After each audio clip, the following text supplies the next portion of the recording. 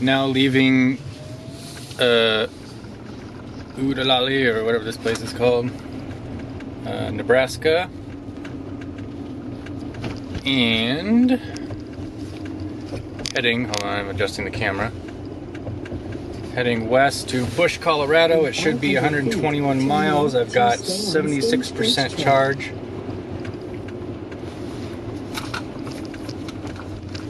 Which should be fine, but it's 28 degrees and there's a strong partial headwind.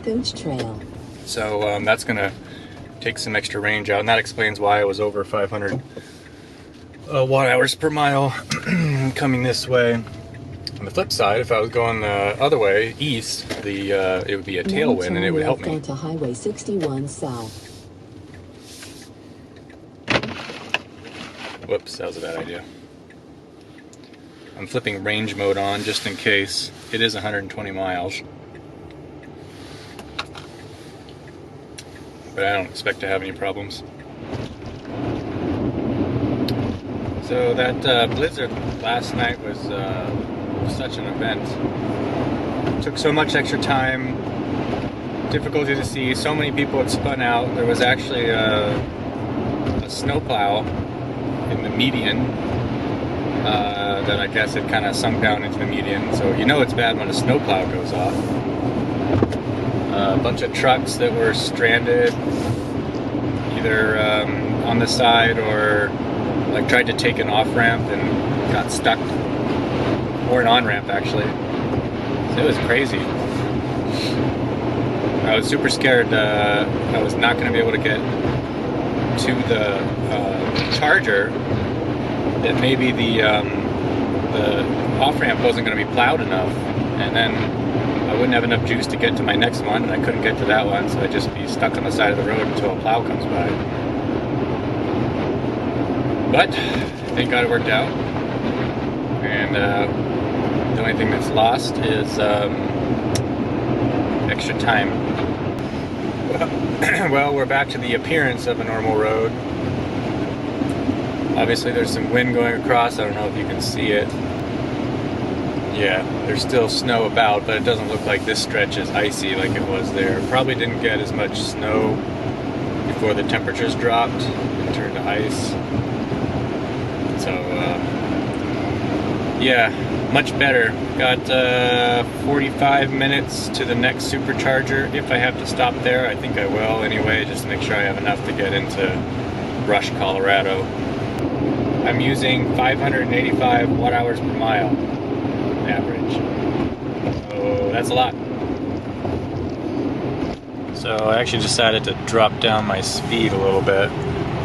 Actually quite a bit. I'm going 65 even though the speed limit is 70. And you can see where I did that. Actually, I'm not sure if it was there or over there, but it went down. And we're also, so the wind is coming this way. So when we were going west, we caught a little bit of that as headwind. Now we're going a little more south, so it's more of a side wind. Hopefully that has an effect. I don't know if it will or not. But yeah, I guess I should have charged up a little bit more. Probably would have been faster to charge an extra 5 minutes than go 10 below the whole way. But I don't think I'm going to have to go 10 below the whole way. I'm just going to go until I know that I have enough. And it's giving me more warnings. Stay below 75. Oh, I'm going 65, so. But it's going to be close. I'm projected at this rate to have 99 miles, and I've got 90 miles to go. So, got to keep an eye on it. We're in Colorado now. Hey, look. Some sky. Using tons of energy here. I went up to 67. Overall it's 519 watt hours per mile, but over the last 15 miles that's lower at 463. So we've got an estimated range of 74 and a trip left of 55 miles per hour. So another 4 or 5 miles and I'll kick the speed up again because I know I'll have some reserves. So we should be fine. Brush, Colorado. I thought it was bush, but it's actually brush. here it is.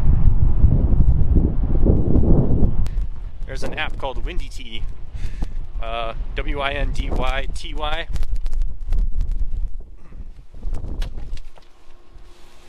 Found out about it from Bjorn, and it has it's a weather app, but it has graphics of wind in different areas, and that's something that I forgot to download and should have, because that's very useful to know the direction, is also the magnitude of the wind.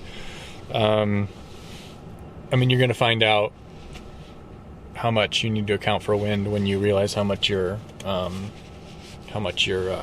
vehicle is using, but it'd be kind of nice to know that ahead of time, because basically now I have to plan for whatever the distance is to the next charger. I have to get twice that amount in kilowatt hours. So the closest one in Denver, which I don't really want to go to that one, but yeah, it's almost full. Darn. Now turn right onto North Colorado Avenue.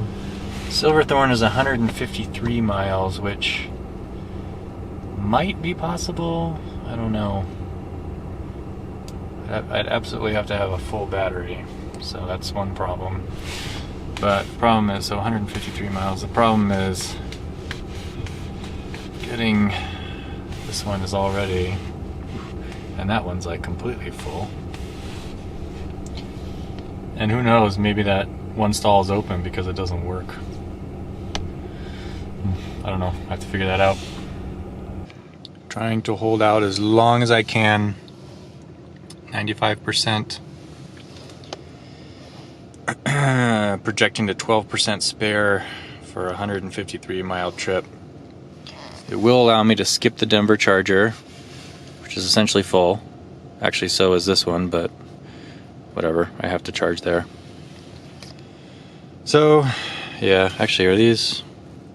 Yeah, 150 max, so there might be a line there, but oh well. Just trying to see how long I can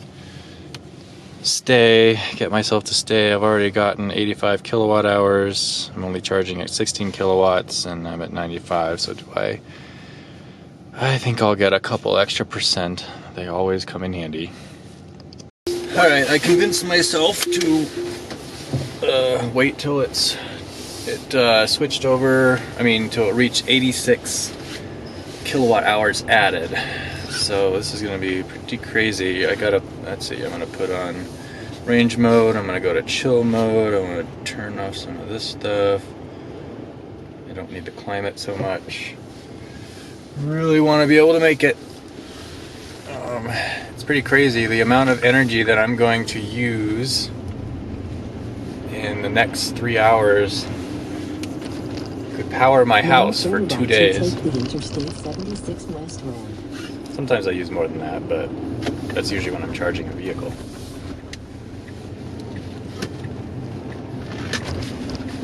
So I'm going to be quite cautious because I'm routing around Denver, and if I have to stop in Denver, there might be a line there that's going to take more time. Plus, it's going to take me time to get to the supercharger and then back to the freeway. So it could add like another 40 minutes just to stop in Denver for a little bit of juice. I really don't want to do that. It's still windy, so I'm just going to drive slow and yeah. Hopefully I make it. It's saying Silverthorne, get there at 14%. Silverthorne is very high up in the mountains. I think it's like 9,000 feet elevation, or 3,000 meters roughly. So it's high. Not as high as 420, but I've done that pass several times, and it's been remarkably accurate on like exactly what I'm going to arrive there. The big thing I don't know about is this stretch of western Colorado that's flat and super windy, which is what we're doing right now. I don't know how much extra that's going to use. On the last ride it was 500 kilowatt hours, so I should have I don't quite have a 100 kilowatt hour battery, it looks like, but I should have like 190 miles. And then there's some big elevation there, but I can go slow in the elevation. There's lots of trucks to get behind or whatever if I have to, so.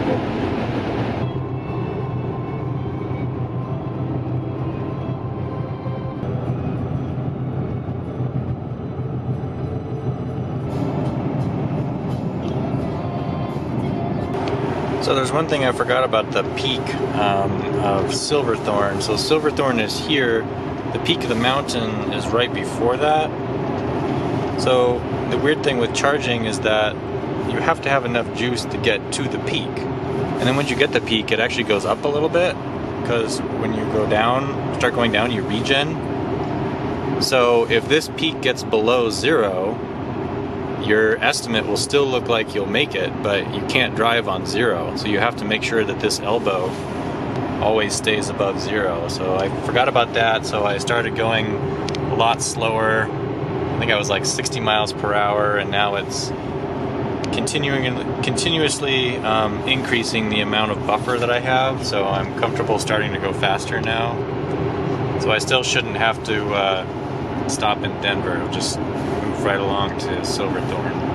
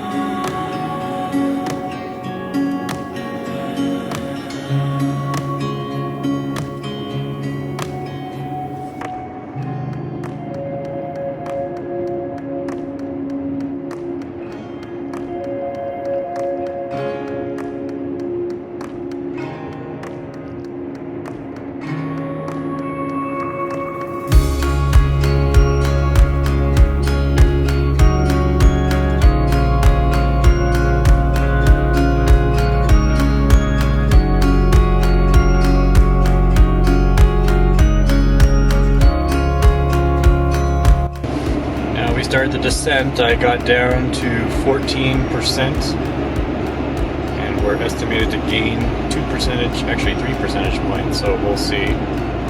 Signs say it's icy. This is kind of like downhill skiing in your Tesla. So we'll just continue and regen until we get to Silverthorne.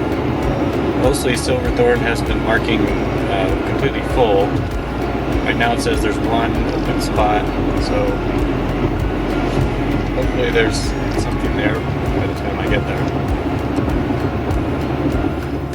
Full lineup, but it looks like at least one, and I think 2 people are leaving, so we'll snag that. Ooh, there's a Chrome Delete.